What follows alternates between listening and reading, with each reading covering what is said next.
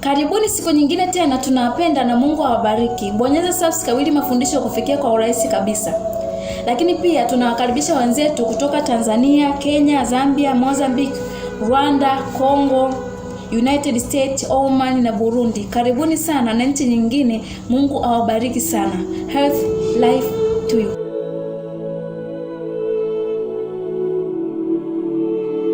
Kuna wengine wanaokoka kwa sababu baada ya kuona kwamba mchumba wake, mpenzi wake anamtumikia Mungu, na yeye anasema ngoja niokoke.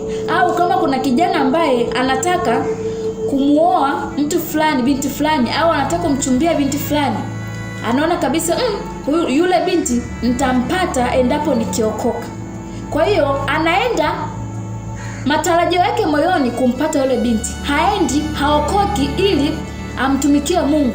Yaani yeye kiu ya kumtumikia Mungu moyoni mwake haipo, ila anaenda kupata kitu.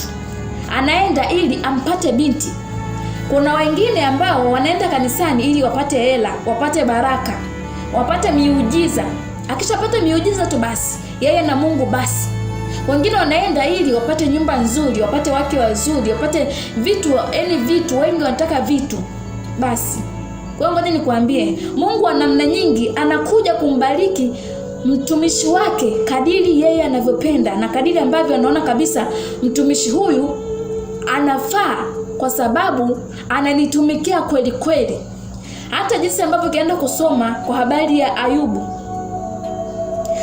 alipitia changamoto nyingi, lakini mwisho wa siku alikuja kuwa tajiri zaidi ya zamani. Huyo ni Mungu wa namna nyingi. Kwa hiyo ni vizuri sana kumtumikia Mungu. Mtumikia Mungu, usiangalia kwamba na mtumikia Mungu kwa sababu nataka kitu fulani. Mtumikia Mungu kwa sababu amekupenda, kwa sababu alikufa pale msalabani kwa ajili yako. Ni lazima uweze kumtumikia, uweze kumshukuru, kwa sababu hakuna mtu ambaye angeamua kuyatoa maisha yake kusema kwamba nakufa kwa ajili ya watu fulani. Kama umeamua kumtumikia Mungu, jitoe kweli kweli.